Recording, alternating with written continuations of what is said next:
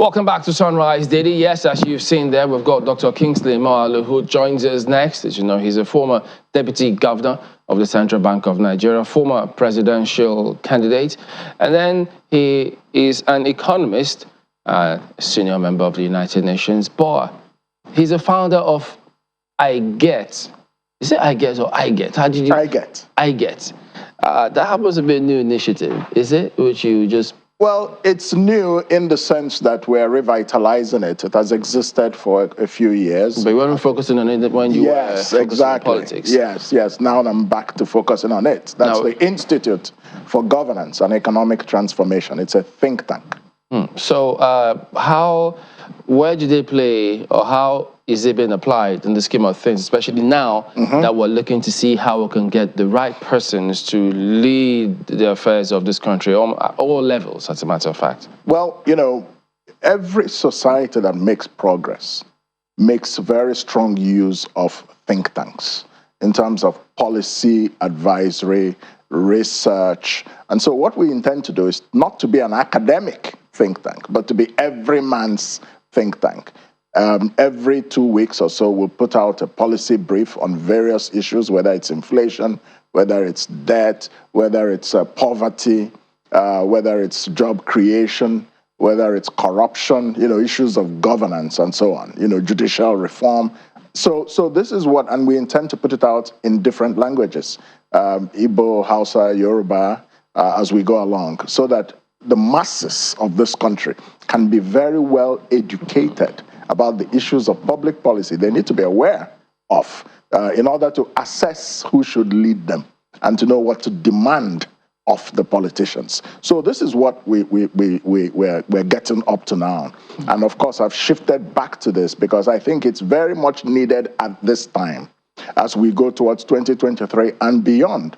Nigeria is at a very, very difficult place. And I find that a lack of knowledge is a very, very important problem in this society. How is that going to play out? Because, yes, we need thinkers. The country needs to think. Absolutely. I mean, other countries pay people just to think. Exactly. And get things done. Yeah. But over here, I mean, you've been in politics. You also have seen that time and again, it's not really about what the person has got to offer in terms of what's, you know, in the great matter, but what the pecuniary gains they can get, decide what happens in the next 4 years. Yes. How can this change that kind of narrative?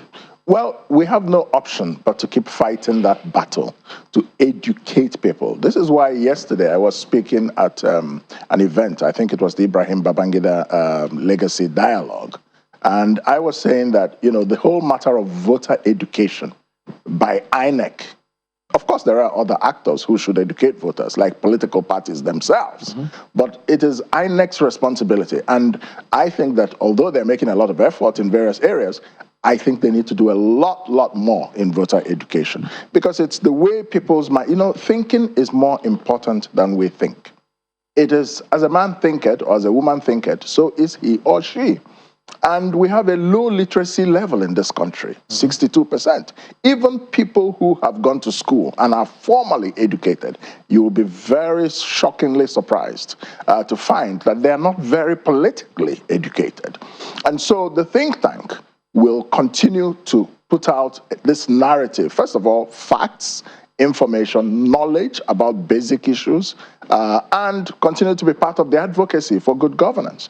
It's a job for all of us, not just for iGET, but we will be part of. It's not easy to change the way things are in any society. It takes time, you know, but if you look at the 2023 election, you will see a qualitative difference between what's happening and what happened in 2019 and what happened in 2015. Gradually, in terms of what, preparations? No, in terms of the demands of citizens. I think citizens are beginning to react against the establishment politicians, and this is one of the things that I led. You know, from 2019 when I ran for president, that young people, for example, need to get much more involved in politics, and that we need, you know, debates based on policy, based on agendas, based on plans, not just, you know, ethnic origin, this is my party, this is the structure. You know, all of that is a habit that keeps people in slavery. Nigerians need to be liberated mentally. Do you think the biometric voter accreditation system of INEC is, I mean, what kind of role do you think it plays or played in the enthusiasm shown by young people to participate in these elections? Very significant. The BVAS and, you know, electronic transmission of results in the amended Electoral Act, which, again, I was one of the people who fought for this after the 2019 elections. I said to myself, I would not continue with this type of thing if the electoral framework is not significantly reformed. So that reform has come to a significant extent, and it has given a lot more people confidence that perhaps their vote will count this time. So this is how a society develops, and it's a good thing. I want to take you back to how you say you're going to be, you know, sharing the policy that you will come up with from iGET, and you say you're going to be, you know, doing it in different languages. And I was just wondering what is informing that choice. I'm just wondering if people are literate, wouldn't they be able to read in English language? Yes, it will come out in English, but eventually we will also start putting it in local languages, because if you go into the villages, there's still a lot of people who don't understand these things. They don't. I mean, the market woman knows that the price, the person who sells pure water knows that the price of her product has increased because the price of nylon has increased or whatever, you know, but they don't understand the concept of inflation. You understand what I'm saying? So I'm just wondering if they can read English, you think that... It will be mainly in English. If they cannot read English, do you think they'll be able to read any of the local languages in which you translate it to? Oh, yes. Many people read, especially in Hausa. In fact, many people from the North prefer to read in Hausa than in English, even when they speak English. I can tell you that. I know. I mean, I've been a politician, so I've moved around in this country, and I know people's habits. You see what I'm saying? If they're not reading, they can be listening to it on the radio. Exactly. Because the products will go to the press as well. I was going to ask whether you wouldn't prefer to do it in an audio format instead. Yes, yes. Of course there will be audio. It'll be interesting to see. Now that you're no longer a candidate, and you're not exactly going to be actively... well, maybe that's not the word. I'm not partisan, but I'm still involved in nation building. In nation building, of course, we all are involved in nation building, and you're certainly not a candidate in the elections. You're now going to be voting, like everybody else. Absolutely. What would you say are some of the things that are going to be informing? Because some people are saying that the choices in these elections are still not very many. They're wondering if we have been able to throw up the right kind of candidates for this election. So for you, who's looking at the problems that Nigeria has, and who's also looking at the people that have been thrown up at the national level, and maybe at the state level as well, would you say that our internal processes of our political parties have thrown up the right kind of candidates? I wouldn't speak very highly of the internal processes of political parties, having been a member of a couple of political parties myself. You know, Nigerian politics, you see, delegates in Nigeria are mainly looking for pecuniary benefits. And once that is the basis on which delegates make decisions, it cannot necessarily throw up the best candidates. You see, so there is a problem in the internal political party processes. And INEC needs to look far more deeply and regulate these processes. One of my recommendations is that the government should fund political parties.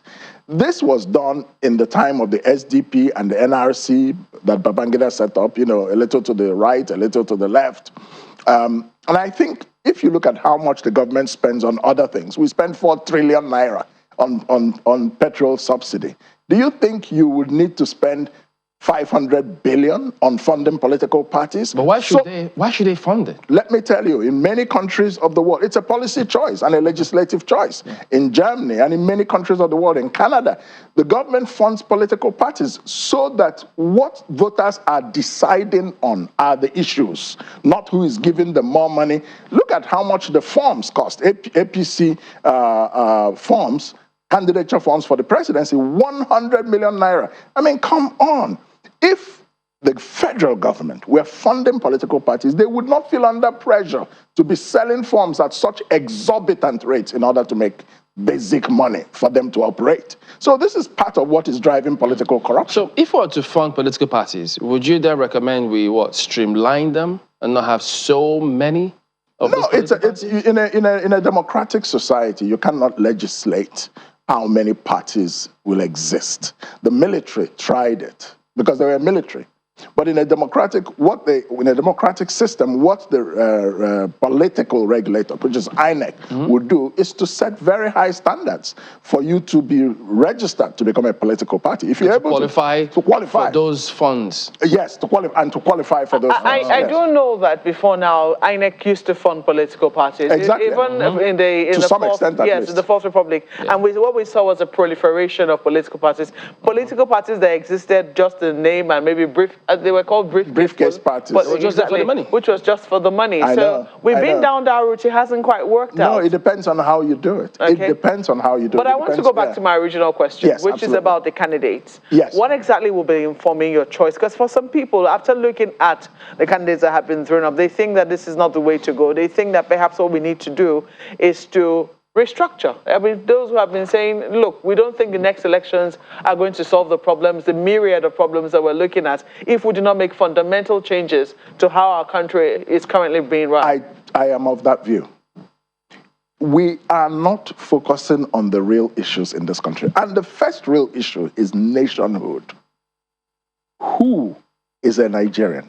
What does being a Nigerian mean to me or to you? You know, are you first Yoruba, Fulani, Igbo, Hausa before you're a Nigerian, or are you a Nigerian who comes from a particular ethnicity?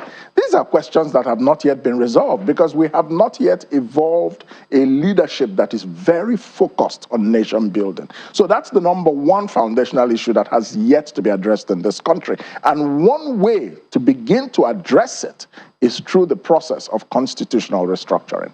And it is a failure of leadership that many Nigerian politicians are running away from this issue. It's difficult, it's sensitive, but we must confront it because the country is not working. The economy is collapsing. There's no way the economy of this country can recover and rise to its full potential without a constitutional restructuring back to proper federalism. So you have the nation issue, the national question, then you have the matter of the structure of the country constitutionally. These are two foundational issues. Without addressing those two issues, I'm afraid that, you know, these cycles of elections will not necessarily produce any miracle.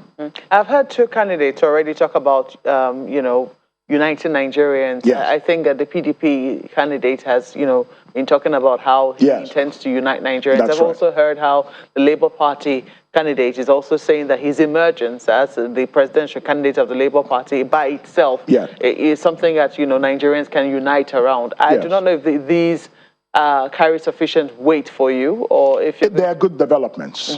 If the PDP presidential candidate is focusing on national unity and issues of restructuring, then it's a good thing. What are the questions we should be asking of these people who talk about unity as one of the things that they intend to do or intend to achieve?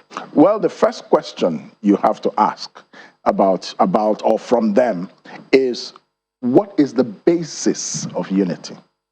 Let me explain my comment. Today, there are people who want everyone, and they tell you Nigeria is a united, indissoluble, whatever country. But what about justice? What about equity? What's your view, Mr. Candidate, on how the man from Oron or the man from Makurdi or the man from can be assured that he or she has equal voice in the affairs of this country, can be president?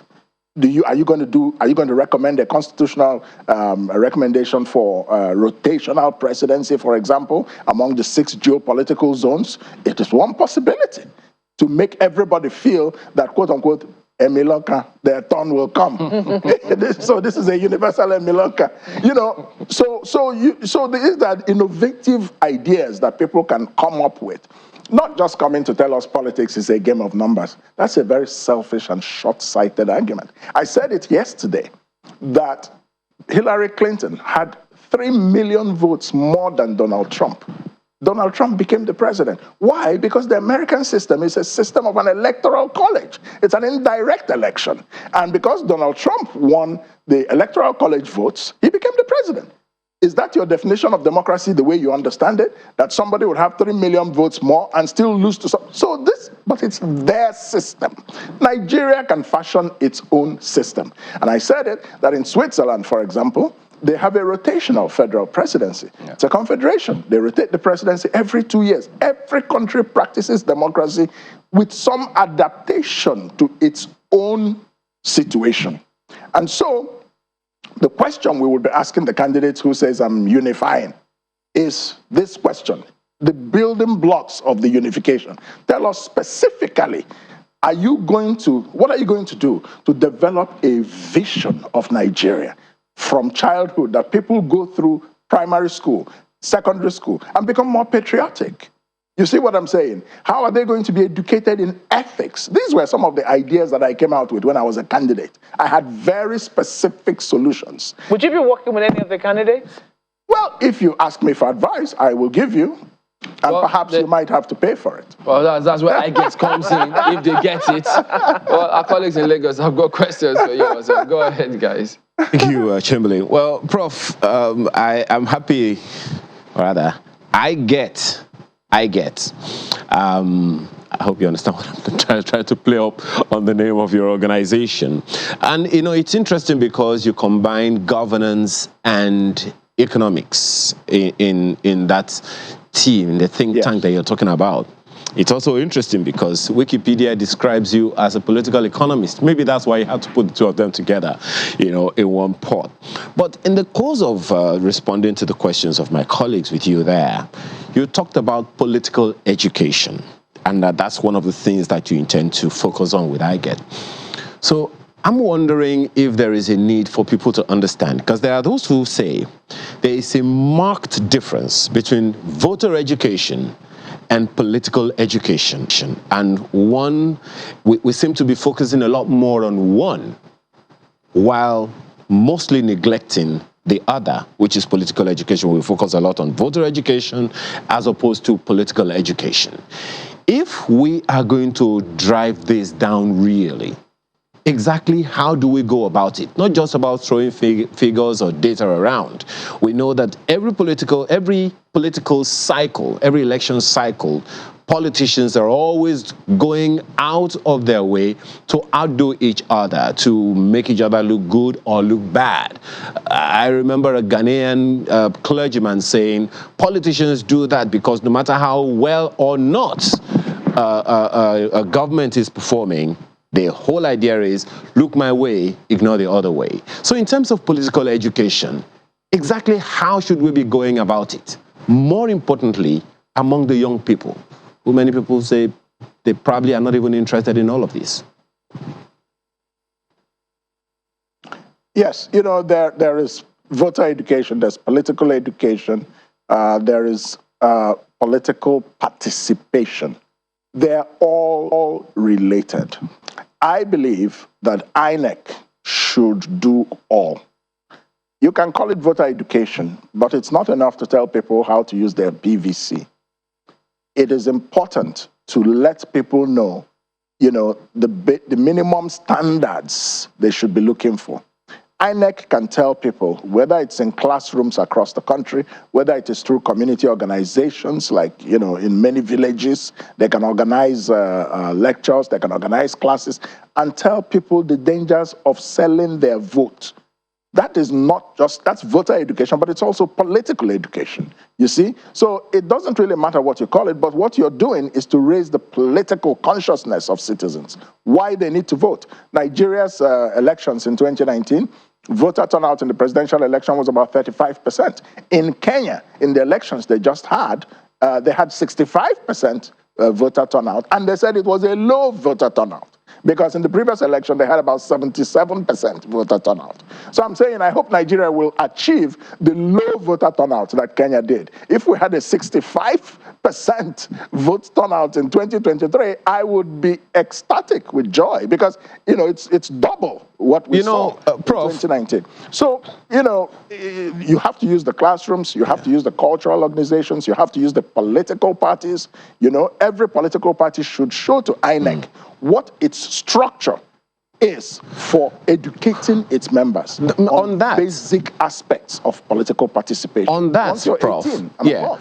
I think the question that I'm asking, especially around political education, apes Marquez' question the other time about the quality, the level of or the kinds of candidates that have been thrown out for the elections across all political party lines, across all levels, all stages of the elections.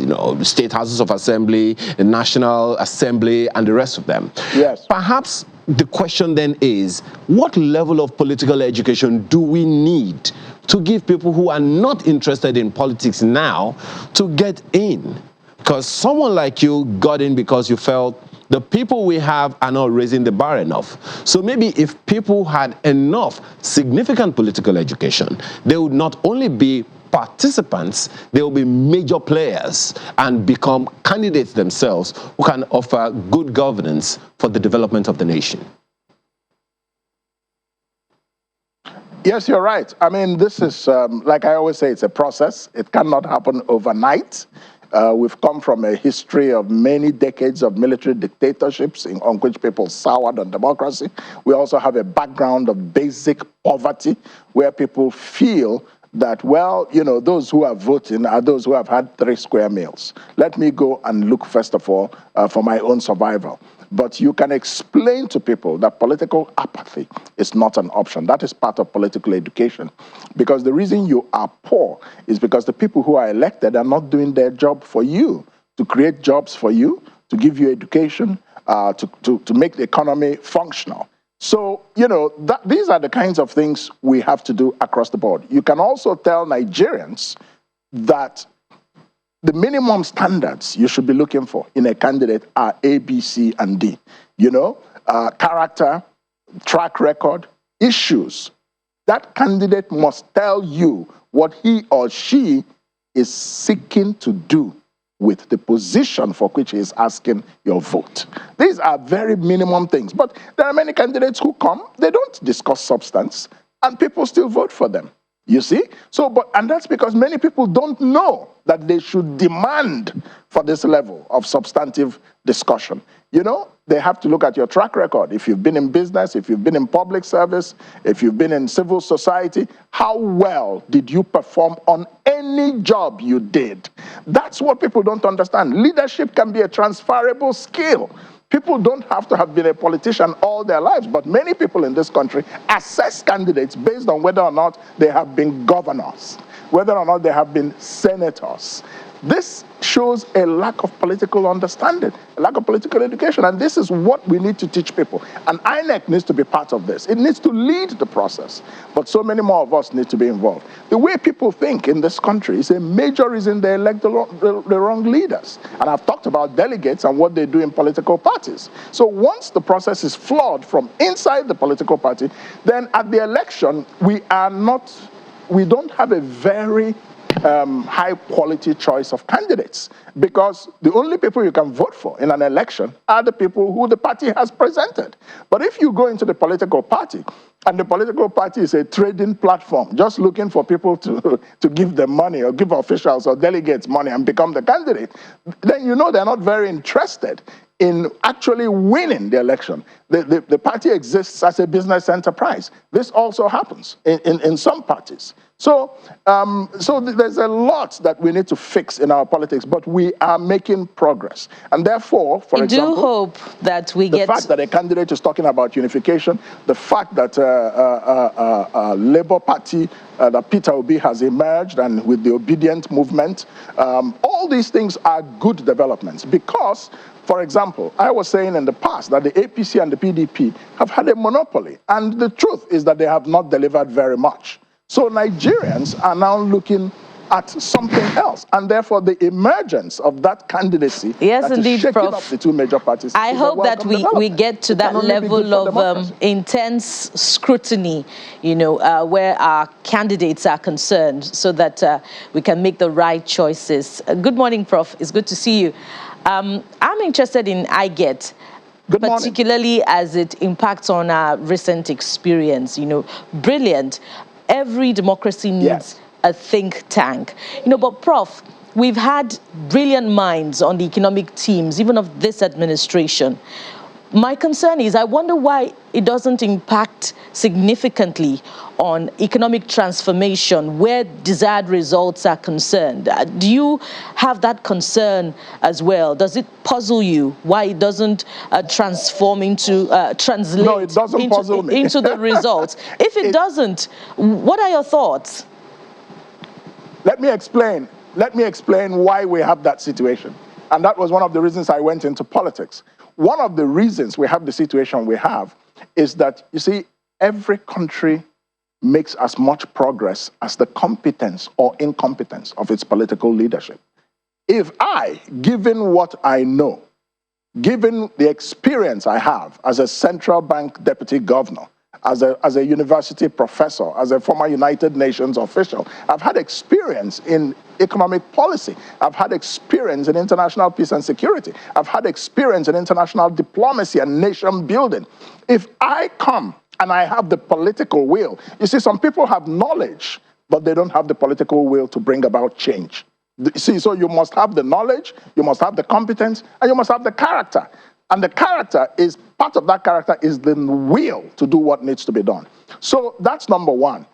When you bring to ultimate political leadership people with high capacity, you can have a better management of the economy, especially if those people have economic knowledge and experience. That's number one. Number two is then coming back to the matter of knowledge itself. You see, there are many economists in Nigeria, and they focus on all these economic equations and all this technical stuff. No, Nigeria's challenge is a challenge of political economy, the interaction between our politics and the management of our economy. And we see that our economy is basically arranged as a rent-seeking enterprise for people who have political connections and for the financial benefit of the politicians, the policymakers, and some businessmen. Then you have the third issue. That issue is the matter of the constitutional structure of the country. If Nigeria is a country in which the federal government owns the mineral resources and allocates it to the states will become lazy. This is what has happened over many decades. So, first of all, you must have the knowledge of why the economy is bad and why poverty is high. What would you then, and then Prof, you must have the capacity, then you must have the will. Prof, pardon me to come in there. What would iGET then recommend? Because some have said, look, separate the politics, from economy, separate the ministers or ministries' influence in the procurement processes from each other, such that the politicians can concentrate on the business of governance, while the technocrats can concentrate on the business of managing the economy. Is iGET, in alignment with that? And what are the results that can be gleaned from that? It's a false distinction. Let me just give you an example. The economic management team we have today and the horrible economy we have. Would you argue that most members, if not all of the members of the economic team, are brilliant economists, people who have knowledge? I don't think anybody would argue that, but why is the economy the way it is? One of the reasons, and in my book, Build, Innovate, and Grow, because I've come out with a roadmap on these things, I had said, when I recommended the formation of an economic advisory council, it has to be a full-time body. It cannot be a part-time body. Because what it means, first of all, is that the political importance that is attached to it. In America, you have the Council of Economic Advisors, 3 economists, full-time. There's nothing else they do but crunching the numbers and watching the economy. And when you are appointing the members, if I were president and I'm appointing the members of an economic council, I would have in my mind, because of the knowledge that I have, these 5 members or so, what are their specialties? One of them must be a macroeconomist. One of them must be a developmental economist. Somebody must be an expert on trade. You know, somebody would have to be an expert maybe in agricultural economics and industrial policy. These are the things that need to be focused on. And you would assemble a team knowing what you need. But many of our politicians do not have this level of knowledge that I'm explaining to you. So they just say, oh, brilliant CV. This man is an economist, come into the economic team. But you don't have in your mind the outcome you're expecting. Exactly. And you're pointing based on that outcome. So this is the point. So the political will and the political process is important. All right. Many aspects of the economy require legislation also, especially taxation. So you cannot separate the political aspect from the technical aspect as such. You know, tax laws are laws, and they're made by politicians. These are clearly issues that we're going to keep highlighting as we progress and inch towards that time when the campaign starts. And we'll be making suggestions. People will know this. That's what iGET will be doing. We'll be making suggestions. We'll look forward to that. All these things. Yes, absolutely. We do thank you very much indeed for your time. Thank you. Dr. Kingsley Moghalu, former Deputy Governor of the Central Bank of Nigeria, former presidential candidate and founder of iGET. Thank you for coming on. Thank you very much. Thank you for having me. We will be back in a moment. Stay with us.